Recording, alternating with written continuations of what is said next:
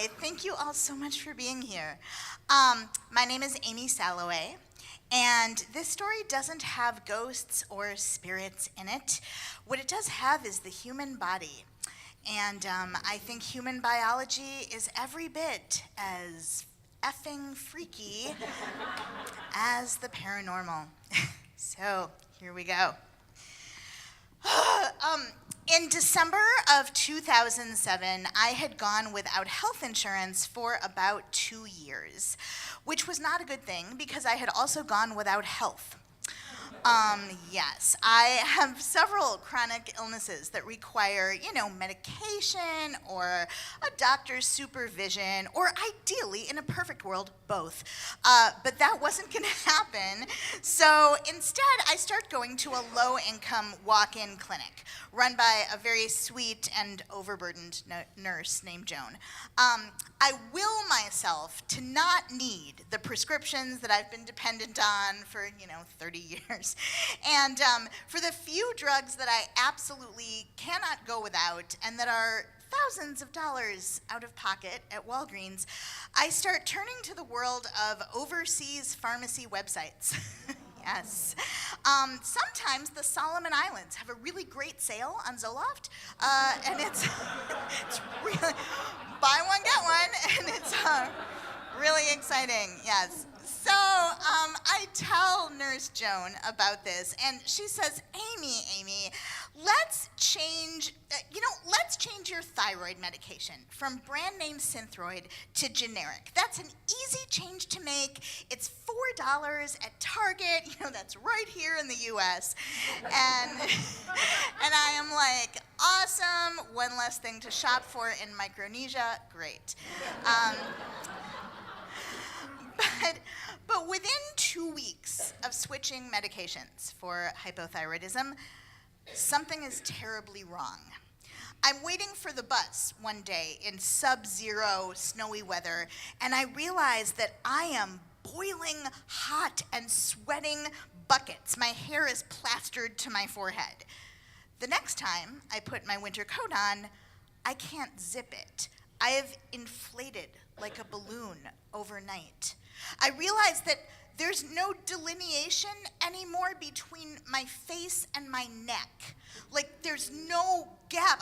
I stare in the mirror. I'm like, did I always look like this? Did I just not notice? I don't think I did.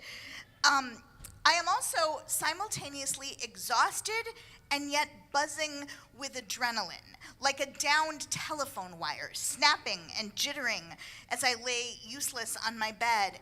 And my brain is so fogged that I can't remember the lines of my own solo show that I wrote and that I'm supposed to perform in 2 weeks. That is scary to me. I would start talking to people, and I would think the words I wanted to say in my head, and I would wait for them to travel down the brain pipeline and out my mouth. But when they came out, they were total gibberish, even more so than usual. I know, it's hard to imagine. Also, my hair starts falling out in torrents. Every time I shampoo and condition it in the shower, I end up with what I refer to as a drain gerbil. Even on days I don't, thank you, even on days I don't wash it, when I reach up to touch my head, it sends a village of follicles plummeting to their deaths. I can see my bare white scalp through my forehead. Through my bangs. A see-through forehead would be weird. I think to myself, oh my God, I have cancer and no one has told me. And then I think, no, I am getting chemotherapy and no one has told me. Is that allowed? Like, shouldn't I have signed some papers?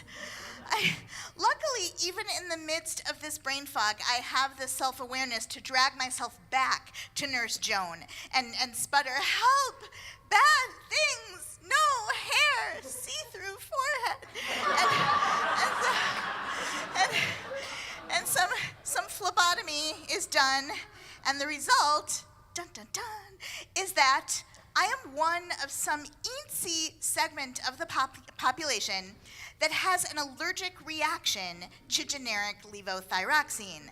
Yes, basically, that generic thyroid chemical was pouring into my bloodstream and floating around in huge quantities, but never getting metabolized by my adrenal system, which gave me the symptoms of hyperthyroid and hypothyroid at exactly the same time.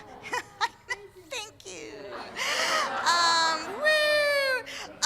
Usually that kind of thing only happens to people who already have some extremely bad thyroid condition, like a goiter. That's all I need, a goiter. Hey, goiter Salaway.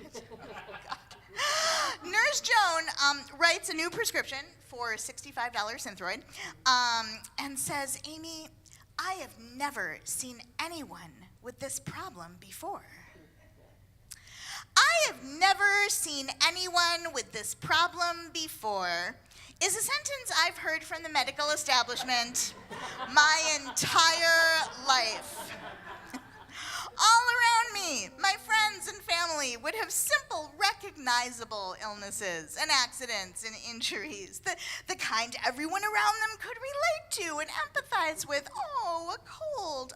Oh, a broken leg. While I had experiences that left me at all times in a finite, discrete set of one, feeling alone and isolated and freakish. Example, kindergarten.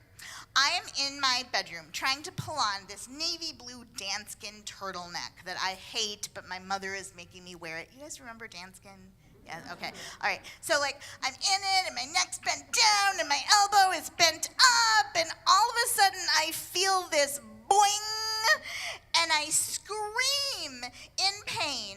My mother carts me off to the ER, still frozen inside the elastic of my shirt, like a Pilobolus dancer. And I am told that I have pulled a trapezius muscle, which I don't think 5-year-olds are even supposed to have trapezius muscles.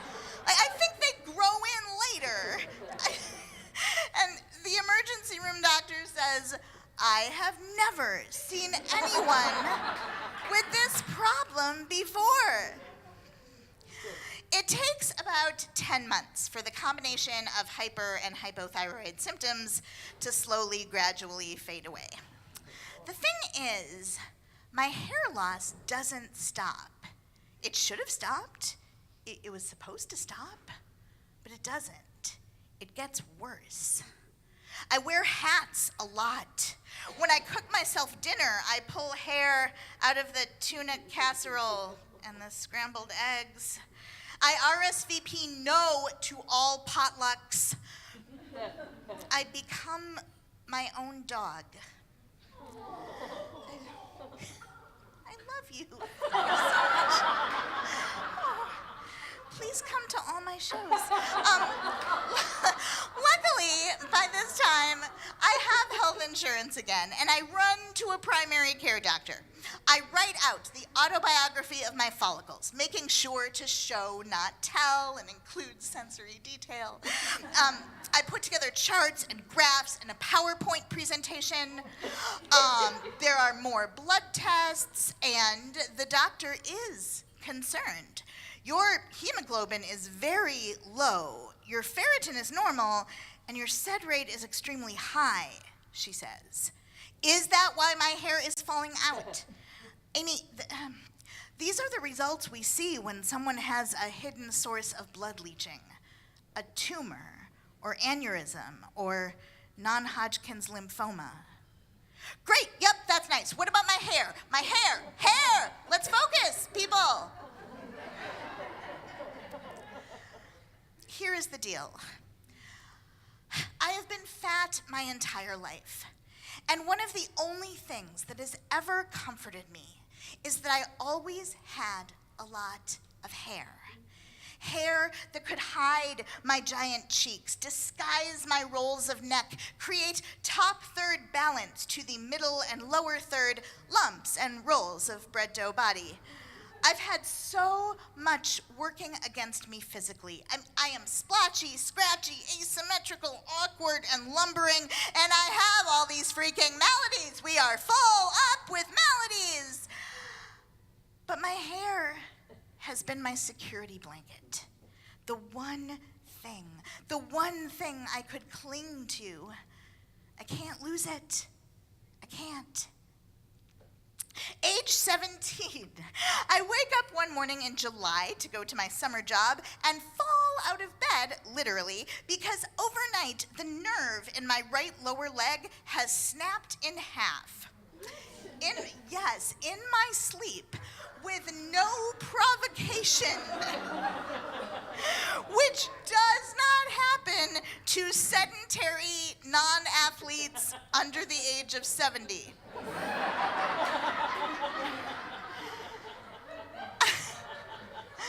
I have to wear a leg brace for a year like Laura fucking Wingfield. Oh my God. I have never seen anyone with this problem before.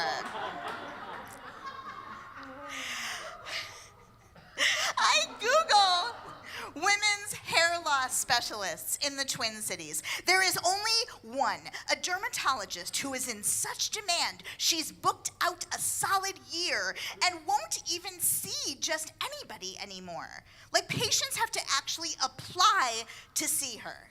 I'm not sure what that means, like SAT scores, like submit a resume, audition, 16 bars of a song, a Shakespeare and a contemporary, I don't know. Oh, hair. No, I will do whatever it takes. I've already been documenting my hair loss for the past 3 years by taking progressive photos of myself with my hair in pigtails so one can see and measure the decline in pigtail diameter. So scientific. Now, in addition, I start collecting the drain gerbil after each hair washing, patting it dry, putting it into a labeled baggie, which then gets push-pinned to the wall in chronological order.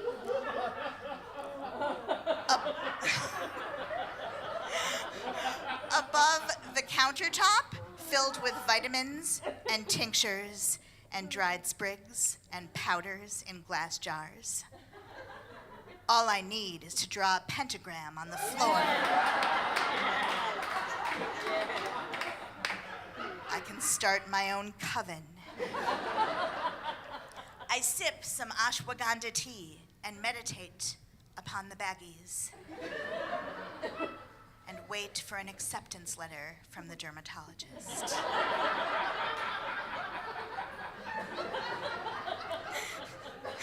Age 24. Oh, we're going to get so close now.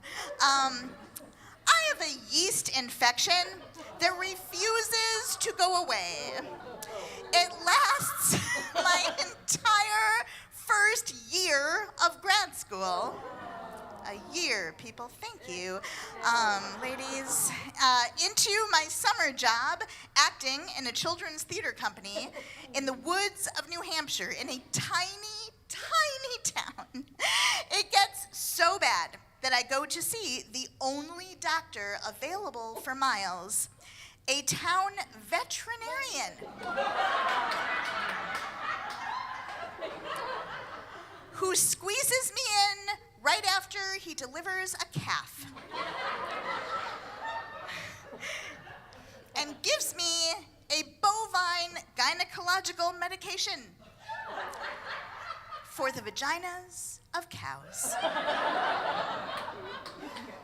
Everyone all together, I have never seen anyone with this problem before.